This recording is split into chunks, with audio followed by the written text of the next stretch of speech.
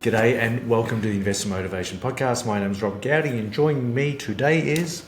Rachel. G'day Rach, how are you? I'm good, how are you going? Good, thank you. Good. Thank you for organising this. Been so busy at work, locking in a podcast to have a conversation, no doubt extends our skills and we research deeper on a topic which I reckon is great. So thank you for organising. We've been a bit slack in 2025. We have slack but also busy, so Yep. Cut us some slack with that one. Cool. We have been slack when it comes to podcasting, but we've been busy when it comes to helping people with their financial needs. So what are we chatting about today? So talking about longevity, how people are living much longer. When we're doing projections or talking about people's financial plans, we've now got to predict that we are living a lot longer and taking that into account. Cool. What does that mean? How long are people living these days? The averages are still creeping up, I assume? They are, yeah. Yep. So clients would say, my parents lived to age 75, 85, whereas now the realisation is that we're all going to live a lot longer. We're getting smarter with our health, technology is evolving, all these things that are now coming into play. Yep. There's one thing that I find really funny when we're meeting with clients and when we do our projections, and we'll talk more about projections and how we use them and when we do these projections, I might put people to age 92 or 93 and they all sit back and say, I won't live that long. And then later on in the discussion, we might just turn to aged care and they'll talk about their parents or parent that is in aged care that's 91, 2 or 3. Yeah, that's right. And they're sort of saying, no, that's not going to be me.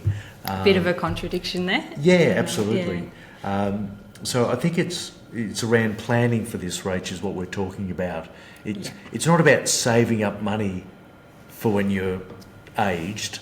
No, it's just being realistic that retirement's no longer necessarily the 15 to 20 years that it was. Yep. It could be up to 30 years. It's another career phase essentially that you're going through. So it needs to not be ignored essentially, but still living for the now. Yep. So whilst it can be someone retiring at 60 or 55 or 65, that it could be that 30 to 35 years in retirement. Yeah. And this is definitely something we've spoken about on the podcast before, but making sure that people understand the different phases of our retirement. Absolutely, yeah. Yeah, and understanding those phases and understanding when to spend more money. Yeah, that's right. Having that confidence to spend as well. So yes, because it's quite interesting when they introduced the age pension. This might have been back in the 60s, and age pension for a male was 65, and I think for a lady it was 60 when they were age pension age. I think the average life expectancy for a male was around that same age, 65. Yeah. And now I noticed that last time I looked, and you might have some numbers updated on this, Rach, but for males it's closer to 81 now. Yeah, that's right. Yeah, don't have the specifics in front of me, but definitely around that mark. Yeah, so. and a lady is mid 80s, I think, approaching 86, which is fantastic. People are living longer, and hopefully they're living longer and also having, I suppose, what they call a health span, where they're healthy for a lot longer as well. That's the key, isn't it? Yeah. Terrific. So what should we be thinking about, Rach? What do we need to do? So what do we do with this information? We're living longer. What do we need to do? Yeah.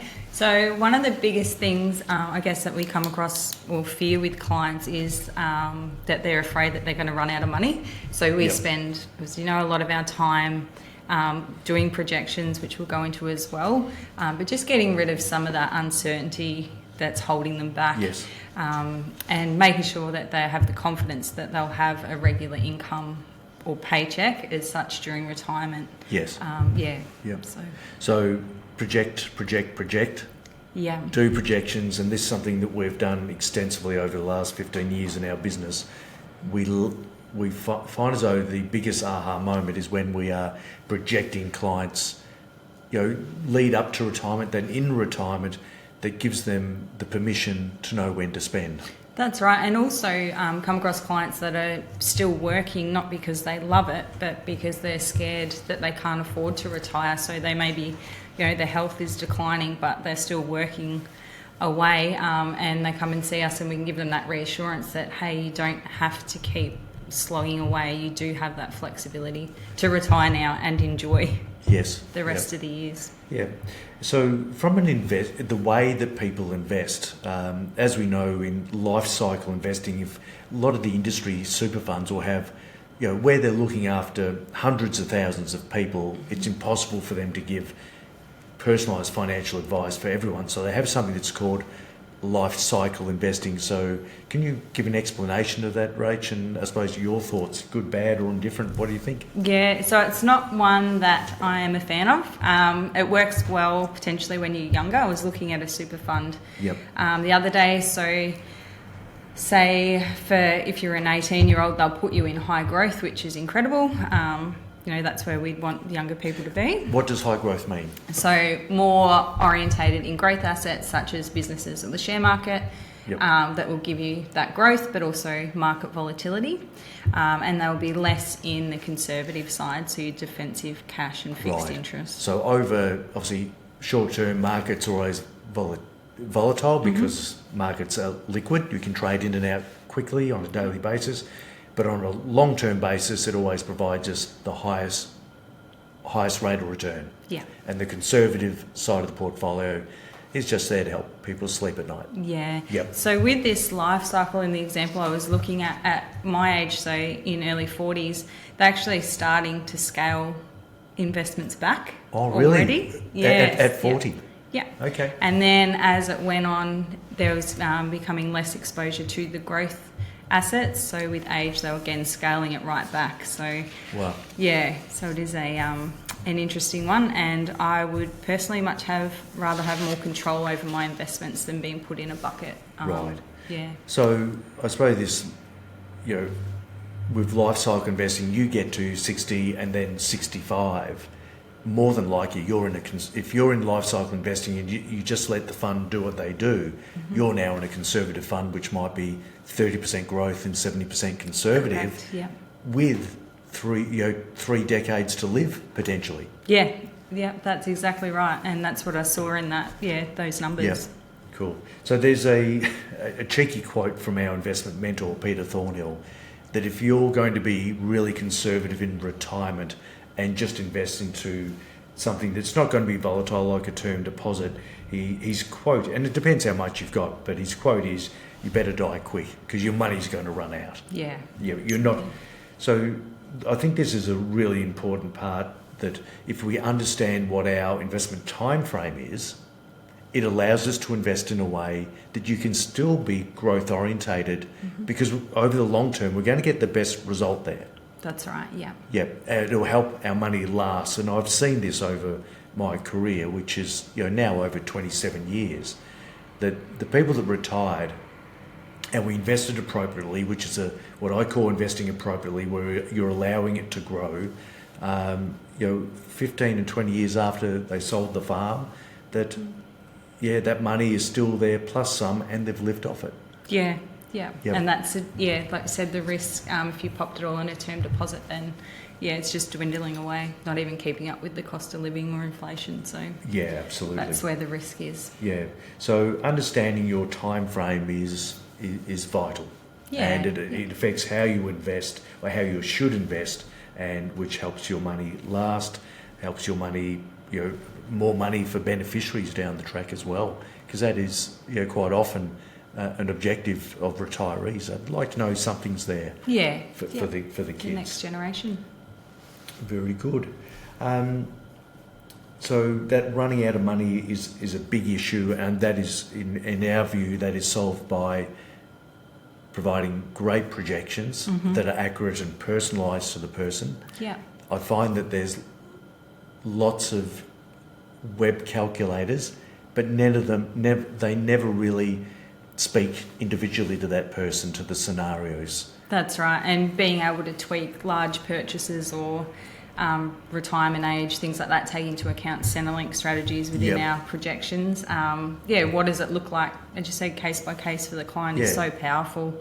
And it's not just about, the numbers, the financial problems we're solving. It's also about helping people's like anxiety or emotional needs, giving them confidence and reducing their anxiety as well. Right, and that reduction of stress and anxiety is that moment where they just slouch in their chair. Yes, they do. We physically see that in the office, that we prove to them, and this is where husbands and wives look across the table and say, there's acknowledgement that say we actually made it, and there is a physical sign of relief to say, geez, we're actually there. Yeah. So what sort of things do we add to our calculator that really personalises things, Rach, and helps them, give them the confidence and the permission to spend? Well, I guess we start with what they think their income needs are. So that's, everyone has a different amount that they need. They may like to take holidays every year. It could be overseas holidays. They might want to renovate. It could be gifting to their kids. All those types of things that you may not do because you don't know what the answer or the outcome could look like. And again, that fear of running out of money. So really personalising it to those lump sum purchases as much as just the everyday spending. Yep. And that's, I suppose that's a list of goals and objectives, a wish list. Yes. And sometimes through the projector it shows that they actually can't meet some of those things on the wish list. But if the numbers don't work and money's going to run out too soon, then at least we know and we can make decisions around that. Yeah.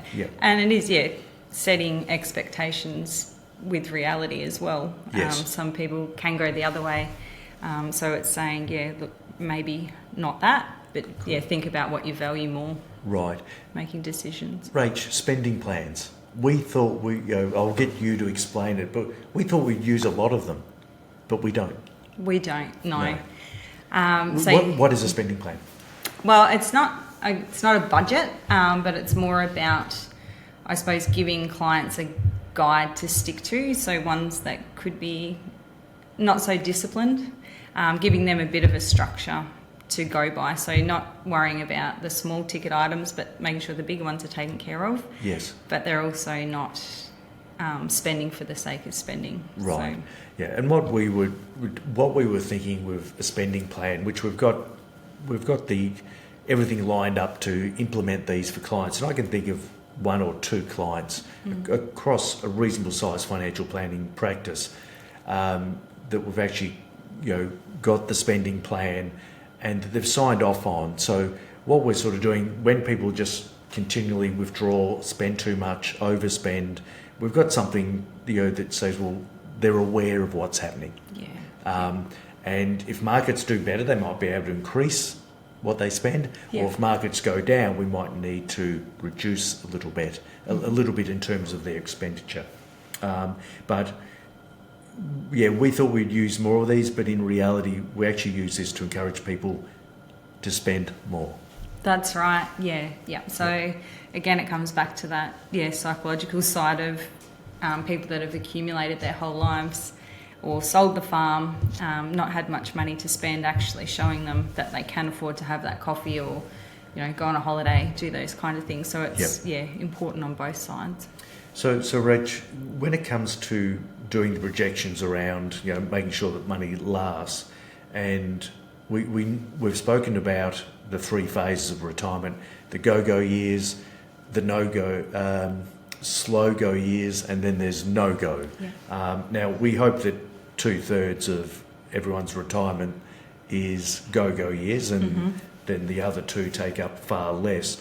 But from a projection point of view and holidays, can you explain what we're doing there in terms of a base income plus?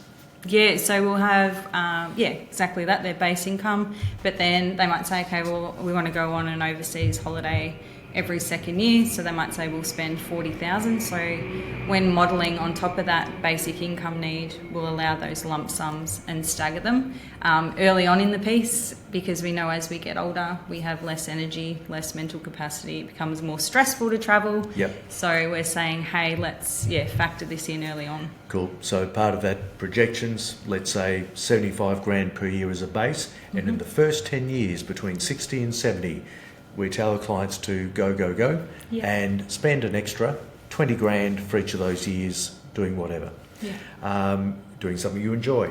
One other thing that we also include to these projections is potential future inheritance. That's right. Why would we do that, Rach? Because that can give people the confidence to spend early on. It's not something that people like to think about, but it is a reality. So factoring them into the projections means that they know that regardless of what's happening now, they've got that fallback down the track as well. Yeah. It's a tough question to ask, but it is, in my view, exceedingly important. What if someone's plan is to go for retirement and spend it all, but then there's this aged care, the aged care dark cloud hanging over people, Rach, or you get to mid-80s and you've still got a bit to go, and you've run out of money. You're getting a full age pension, but you own your home. What other options do people have in terms of what safety nets are here in Australia? Yeah, so as you mentioned, we've got the age pension, we've got superannuation. The third one is the home equity release scheme, so which is the government initiative there. So a percentage of the equity can be used to top up your age pension. And that's a government run, and I'm quite a fan of it. We haven't used it yet, and I envisage that it'll be that second half of retirement when we may lean on it for clients, probably before they run out of money. Yes. Because but essentially it's just grabbing a little bit of equity out of your home to top up your age pension. Yes, yeah. And I think it's completely brilliant. Yeah. It's a very low interest rate.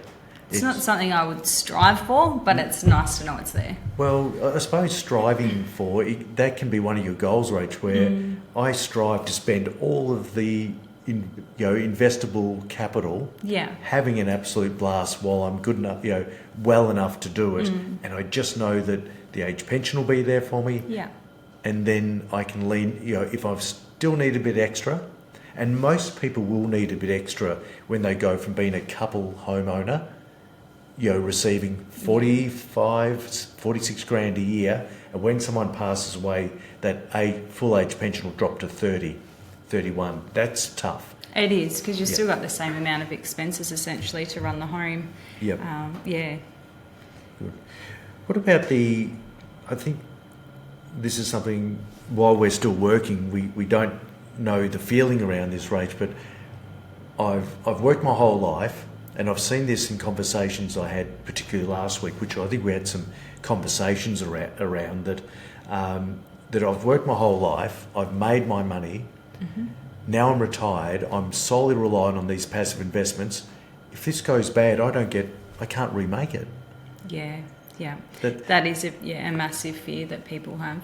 And again, taking into account our projections, we can look at those, factor in those things. Okay, if the market does go terrible for the next 10 years, we've got the numbers to match that, whether it's optimistic, pessimistic, or Cool. Can you give just some broad numbers on? So when we do our projections, there are three return assumptions. Can you give an idea of how conservative some of these numbers are, Rach? Not off the top of my head, Rob. All right, I will. You will. So there is a pessimistic, so these are 10-year forecasts. The reason why they're 10 years is that we don't know what's going to happen in the short term. No one does. Correct. But the pessimistic one is around 1 to 1.5%. As the market goes up further, that our assumptions in terms of returns for the next decade go down. The further any market goes up, our future expected return goes down. The further any market goes down, when there is a correction or crash, our future expected return goes up.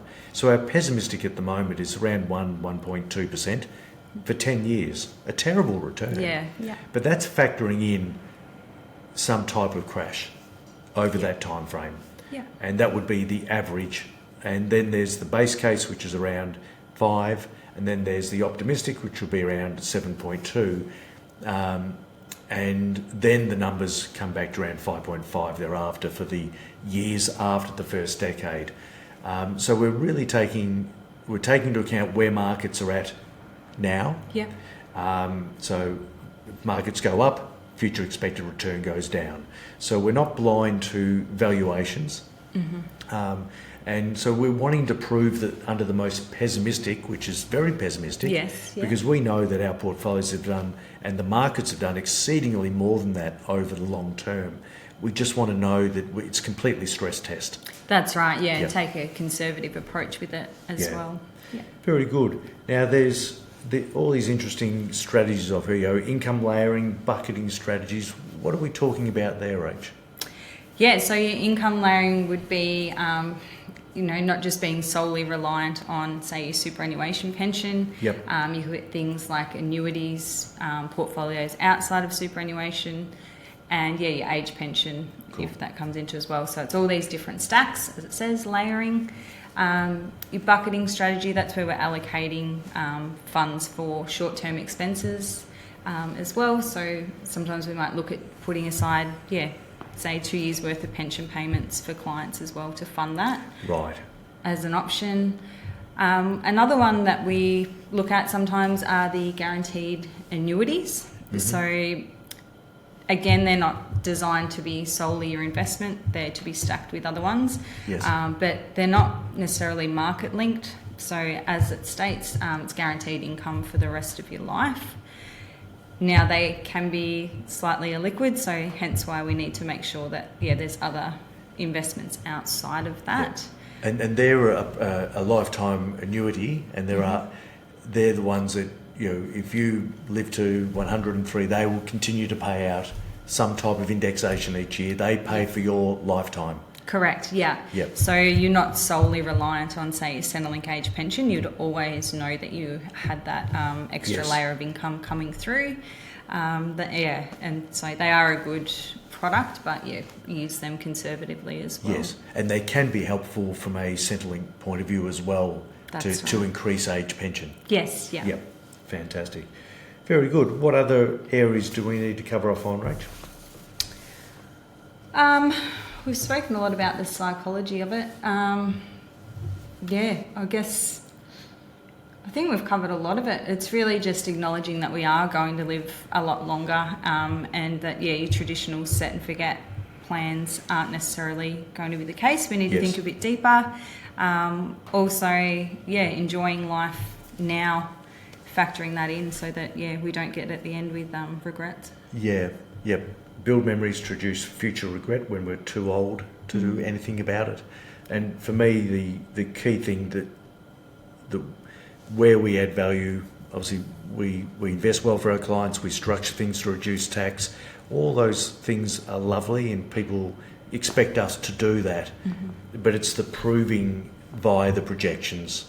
I know I probably bore people with them a bit, but it's proving that they can do it, that they can spend more at the right times, and that gives them the confidence and the permission to go and spend. That's right, yeah. And go and build memories and reduce regret. I want people to be, hopefully if the cognitive ability is okay when they are 92, that they are going through their iPhone or whatever that device looks like at the time, that they are flicking through incredible photos and videos of family and friends and destinations that flood the memories of things they've done, not flooding the regret of why didn't I?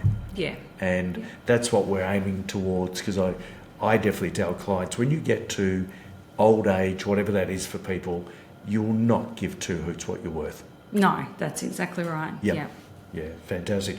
Great topic, Rach. Thank you. Thank you. Thanks very much for everyone for listening. Rach, where can people find you in the wide world web of socials? And So it's Rachael Todman on Instagram and TikTok. Yep. What Fantastic. about yourself? active on Instagram. It's Rob Goudie Advice. Might just Rob Goudie on TikTok. Just be careful that there are fake accounts everywhere mimicking financial advisors. So be cautious about that. Please check out our YouTube channel, which is Investor Motivation. There is 750 plus videos there. So that has been a labour of love since 2012 that we've been working on that project. And if anyone's got any topics you'd like us to cover, please make a comment, get to us somehow, and let us know what topic you would like covered. We'd be happy to do it. Absolutely. Thanks, Rach, and Thanks, thank you Rob. for everyone for listening. Thanks. Bye. Bye.